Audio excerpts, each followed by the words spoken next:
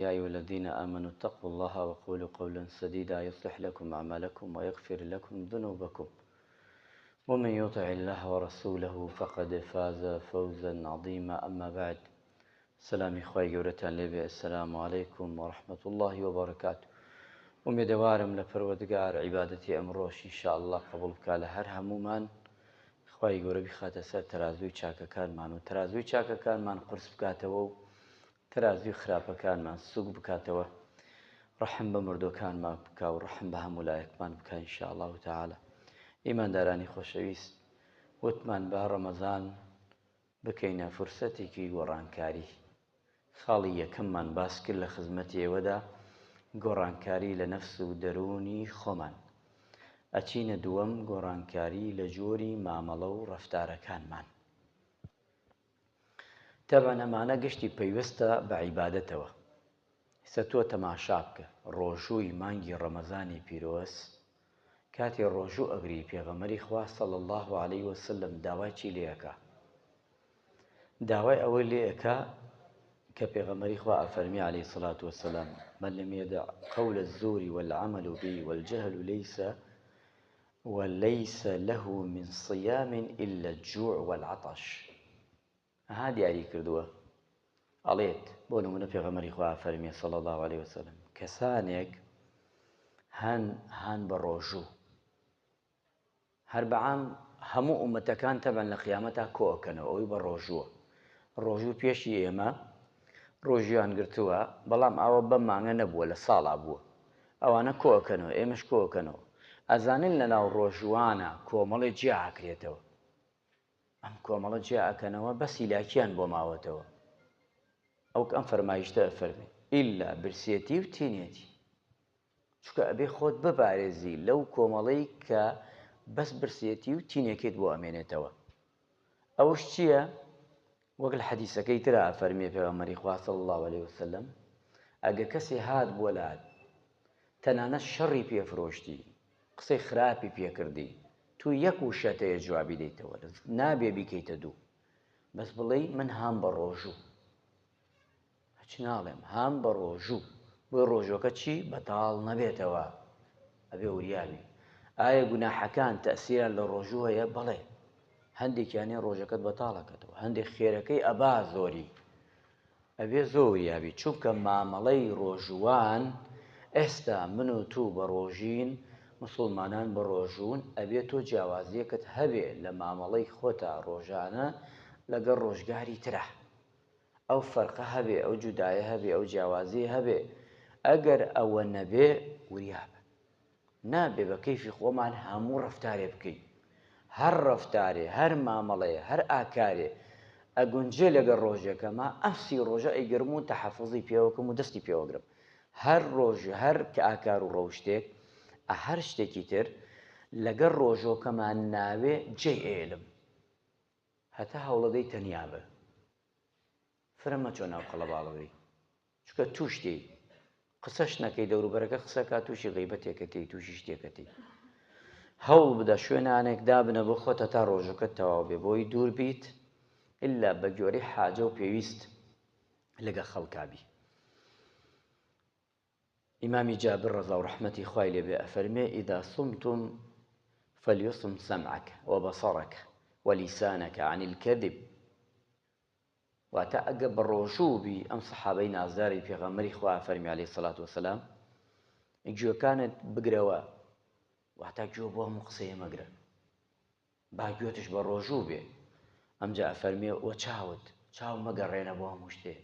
ئەم چاوە با جیاوازی بێ پێشی ڕەمەزان و لە پێشی ڕەمەزان و ڕەمەزان ئەم گوێیە با جیاوازی بێ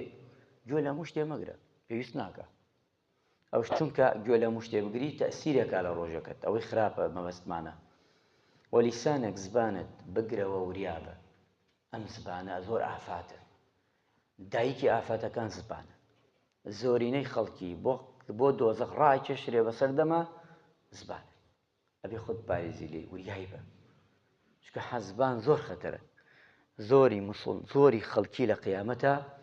بە زبانیان ئازارەدرێن أبو متوكل أفرميه كان أبو هريرة رضي الله عنه بحث إمام أبو هريرة من بوكا وأصحابه وصحابة كانش إذا صاموا جلسوا في المسجد أجر روجوان بقردا لمسكوتا زور أمانوا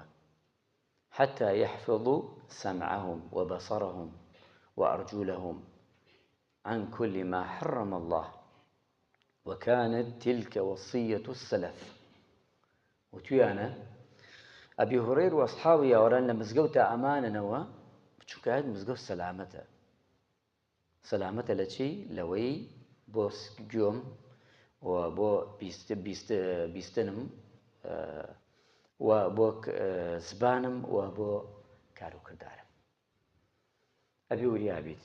هرچی شوێنێ ئەمە بەستی ئەوەیە هەرچی شوێنێک ئارام بوو دووربی لە خراپە لەوێ بە بۆ کەمترین کەوشەی یان ئاکاری خراپ لەگەڵ ڕۆژەکە تا بڕۆ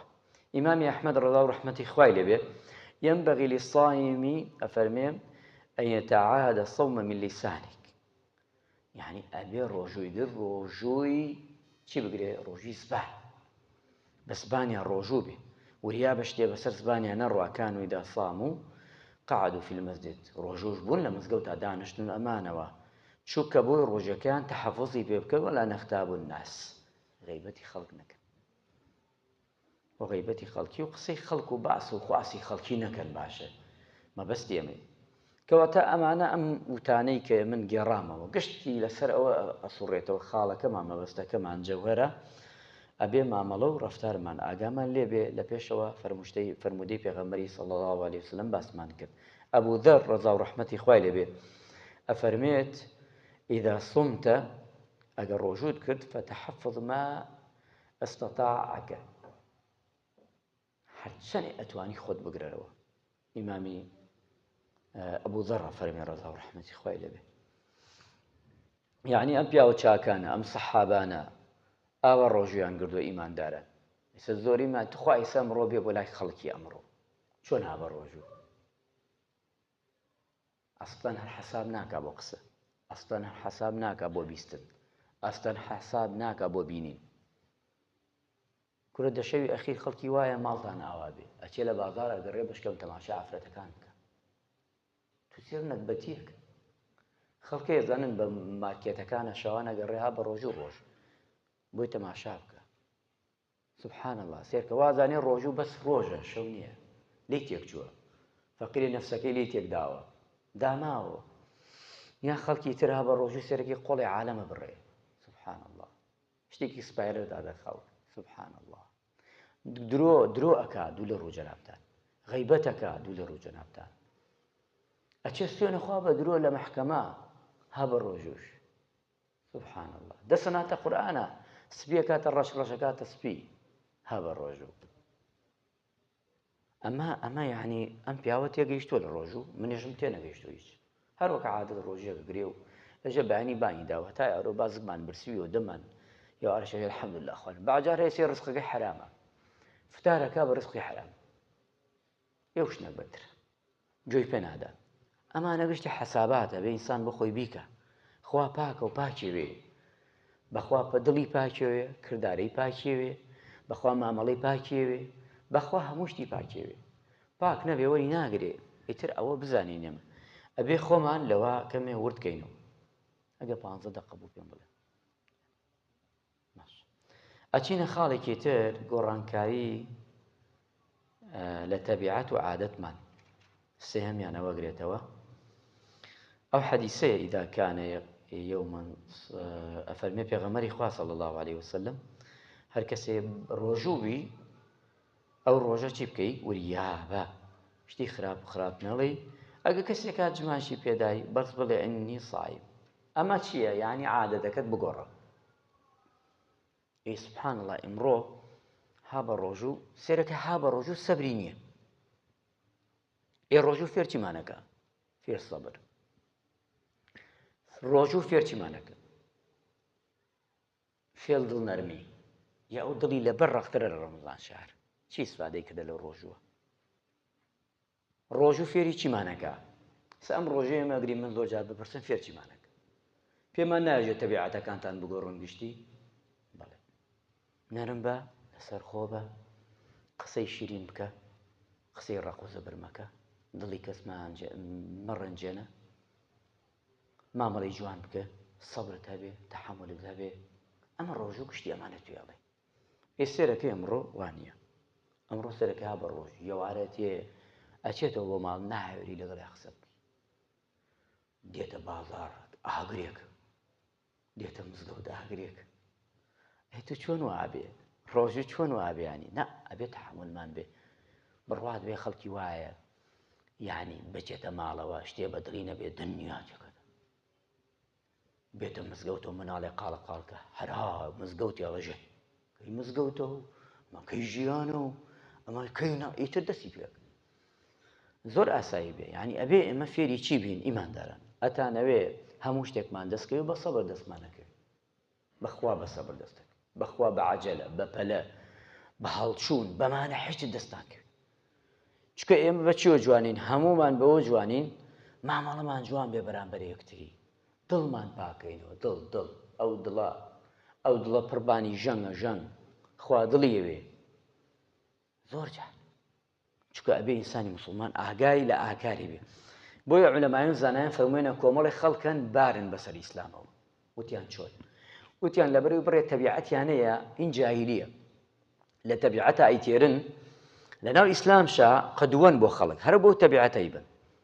ئێستا من هەڵەیە بکەم زۆر جیاوازە لەگەڵێەوە، ێژن مەلاکە کردی. مەلاکە کێیە؟ ئیدعای چیەکە؟ ئیسلامەتیەکە، یەکسەر ئیسلامی پێ ناشری نەبێ. پیاوێکی حاجی هەڵە بکە لە دوای من ئەوە وەک کابرای حاجی گشت ڕۆژا لە ماڵ خوا و ئەوواکە نایژن فڵان ێژن حاجی. دوایە کابرایەک شەو ڕۆژ خەڵکە با بۆ عەمرە و یا عەمرەکە گشت ڕۆژا لە ماڵ خوا سێرکە چیەکە. ئەبێتە خۆت بناسیتەوە تۆ مەدام هەڵگری شتێکی گەورەی ناوت پێڵەن مامۆستا مەلا شێخ بۆت پێتێژن کابرایەکی داعی، کابرایەکی مولتەزم، کابرایەکی ئەهلی ئیسلام، کابرایەکی ئەهلی مزگەوت. ئەبێت تەبیعەتی خراپ لە تۆ نەبێ، هەوڵدە گشتی بماڵی لای بێی، چکە بۆی ئیسلامەکە ناشرین نەبێ. تۆ غەمی ئیسلامت نییە؟ لەبەر خاتری ئیسلام ئەبێ نێری ناشرین بێ. پێغەمبەری خوا صلی الله علیه وسلم گلەی سەحابەیەکە بەس لەفزێ لە دەمی دەرچوو، فەرمووی بە بیلال چی؟ کوڕە ڕەشەکە، بەس ئەوە نەیوت، کوڕە ڕەشەکە، کوڕی دایکە ڕەشەکە.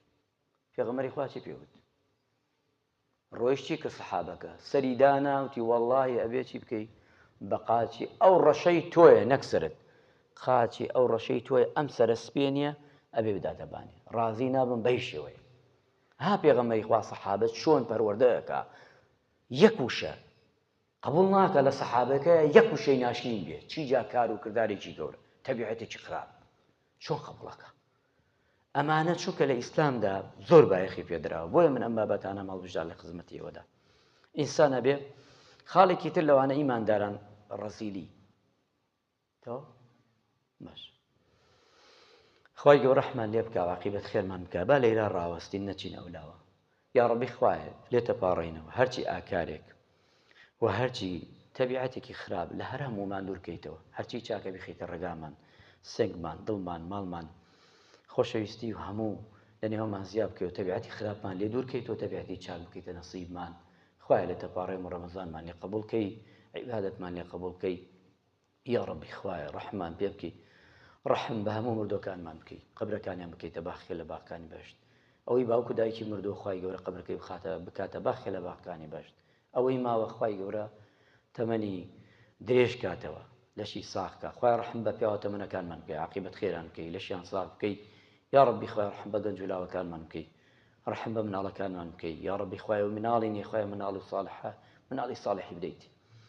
یا ڕەبی خوای ڕەحم بە گەنجەکانمان بکەی، ڕەحم بە وڵاتمان بکەی. یا ڕەبی خوای هەرزانی بخەیتە وڵاتمانەوە، ئەوەی چاکەی بێ بۆ وڵاتە خوای چاکەی بۆ بکەی، ئەوەی خراپەیە بێ یا ئەڵڵا خوای لە تەپاڕێنەوە ئەی پەروەردگارە چاکی بکەی، ئەگەر قابلی هیدایەت ئەگەر قابلی هیدایەت نەنە کۆڵی موسڵمانانی بکەیت. یا ڕەبی خوای ڕەحم بە موسڵمانانی ژیان بکەی. یا ڕەبی خوایە بە موسڵمانانی فەڵەستین و غەزە بە تایبەت خوای ڕەحمیان پێ بکەی، دەرگای خێر بکەیتەوە لیان. یا ڕەبی ئەوان بێ ئاون بێنانن، ئەو برا خوشکانمانە خوایە خۆت دەرگایان لێ بکەیتەوە. یا ڕەبی ئاوێ بکەیتە سەر ئەو ئاگرە خوایە بۆ خاتر گەورەی خۆی. یا ڕەبی خوایە شەیدەکانیان لێ قەبوڵ بکەی، بریندارەکانیان خوایە تیماری بکەی. يا ربي خوای ڕحمە مولایەتمان بکەی ئامین ئامین والحمد لله رب العالمين وصلى الله على محمد وعلى آله وصحبه أجمعين.